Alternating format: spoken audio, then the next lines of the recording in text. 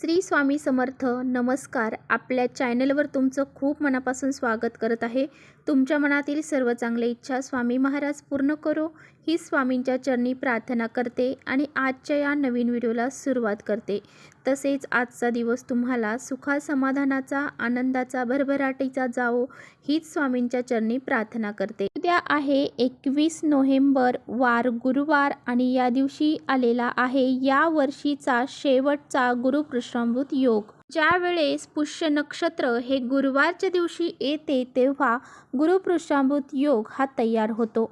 त्याचबरोबर या पुष्य नक्षत्राला नक्षत्रांचा राजा म्हटलं जातं. उद्याचा दिवस अतिशय महत्त्वाचा आहे. अतिशय सुवर्ण योग या दिवशी आहे आणि या दिवशी आपल्याला एक उपाय करायचा आहे. तर पहा, आपल्याला अशा एका ठिकाणी एक दिवा लावायचा आहे. आपल्या हिंदू धर्मामध्ये दिवा लावण्याला खूप महत्त्व दिलं जातं. एक दिवा जर आपण घरामध्ये प्रज्वलित केला तर त्यामुळे निघणाऱ्या ज्या सकारात्मक लहरी आहेत तर त्या आजूबाजूला असणारी नकारात्मकता नष्ट करतात.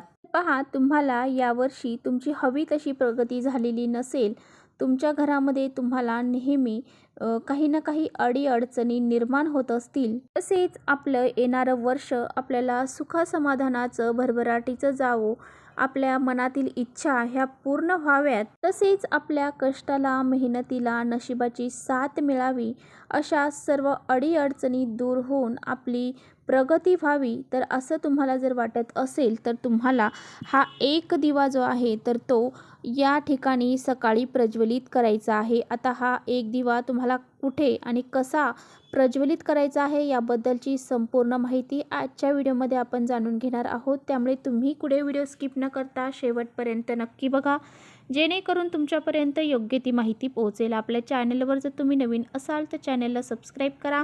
असेच नवनवीन व्हिडिओ पाहण्यासाठी बेल आयकॉनला प्रेस करा, म्हणजे मी जेव्हा नवीन व्हिडिओ अपलोड करेन त्याचं नोटिफिकेशन सर्वात अगोदर तुम्हाला भेटेल आणि तुम्ही एकही व्हिडिओ मिस करणार नाही.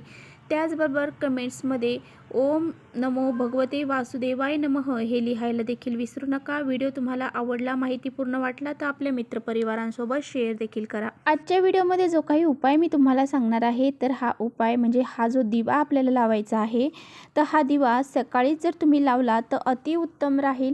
परंतु काही कारणामुळे जर तुम्हाला सकाळी हा दिवा लावणं शक्य झालं नाही तर दिवसभरामध्ये तुम्ही लावू शकता किंवा मग तुम्ही संध्याकाळच्या वेळी दिवी लागण्याच्या वेळीसुद्धा हा दिवा लावू शकता. परंतु तुम्हाला जर सकाळी वेळ असेल तर तुम्ही अवश्य सकाळीच हा दिवा लावावा. हा उपाय तुम्हाला कशासाठी करायचा आहे?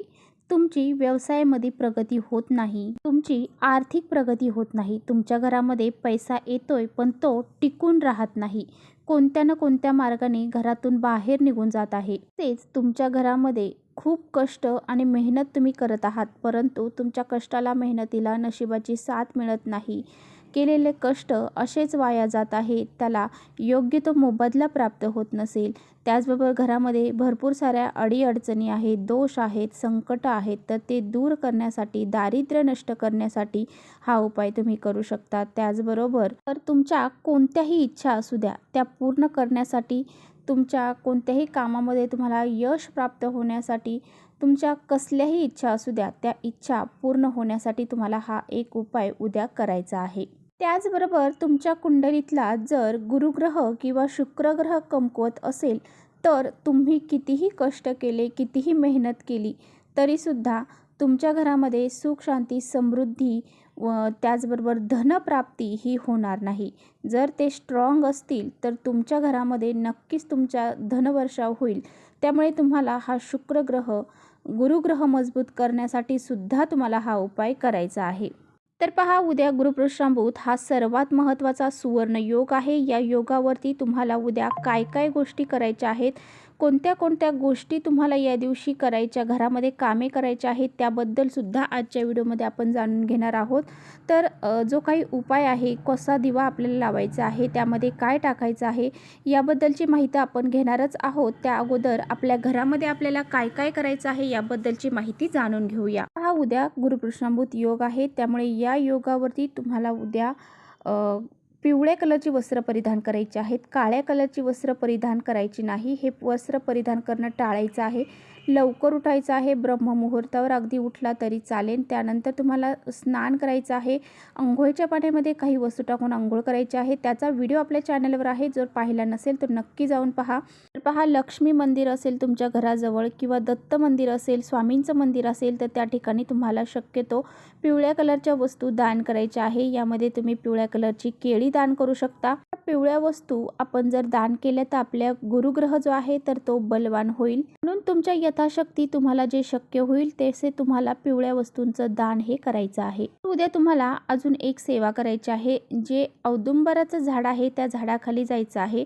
जाताना तुम्हाला एक तुपाचा दिवा घेऊन जायचा आहे। त्याचबरोबर थोडंसं पाणी घ्यायचं आहे, एक कलश भरून पाणी घ्यायचं आहे। त्यामध्ये थोडीशी हळद आणि गाईचं कच्चं दूध टाकून हे पाणी आणि तो दिवा घेऊन त्या औदुंबराच्या झाडाखाली तुम्हाला जायचं आहे। तर त्या झाडाखाली गेल्यानंतर तुम्हाला तो दिवा तिथे प्रज्वलित करायचा आहे। प्रज्वलित करण्यापूर्वी त्याखाली तुम्हाला आसन द्यायचं आहे। थोडीशी हळद जरी आसन म्हणून टाकली तरी सुद्धा चालेल। त्याचबरोबर त्या दिव्यामध्ये तुम्ही थोडीशी हळद टाकली तरी सुद्धा चालेल।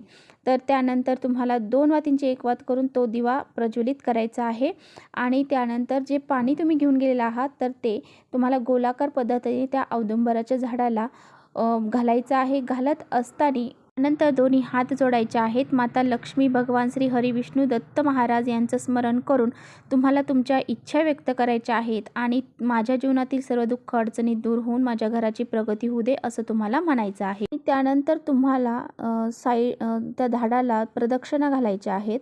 त्या 11 प्रदक्षिणा घालायच्या आहेत आणि प्रदक्षिणा घालत असताना सुद्धा दत्त दिगंबराचं तुम्हाला स्मरण करायचं आहे। तर पहा, असा हा दिवा औदुंबराच्या झाडाखाली लावण्याला विशेष महत्त्व दिलं जातं आणि गुरुपुष्यामृत योगावर जर आपण ही सेवा उपाय केला तर याचे खूप पुण्य फळ आपल्याला प्राप्त होतं आणि त्यामुळेच आपल्याला असा हा एक दिवा तिथे लावायचा आहे। तर अशा पद्धतीने असा हा एक दिवा औदुंबर वृक्षाखाली तुम्हाला लावायचा आहे।